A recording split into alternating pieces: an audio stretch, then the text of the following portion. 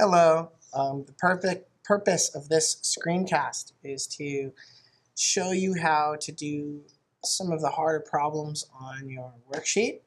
Uh, your worksheet looks like this. Let's see if I can pull this up. And this is situation 5. The cart goes up and down the ramp. You're observing the motion of the cart after an initial push without using the motion detector, and then you answer the following questions for the cart while it's coasting. So this is while it slows down, while moving in the positive direction, going up the ramp.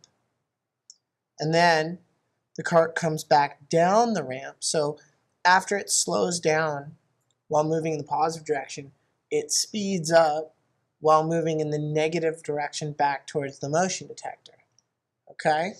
And your motion map is going to be car goes up the ramp and slows down. So I'm going to draw the dots getting closer together. Okay? And the arrows should decrease in length. So that's your first arrow, your next arrow, your next arrow, and your next arrow, okay? And that's going up the ramp in the positive direction. And this is your velocity in the beginning, let's say at 0 seconds. Then on the way back, the car will speed up while moving in the negative direction, okay?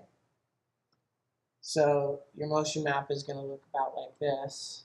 The arrows need to get longer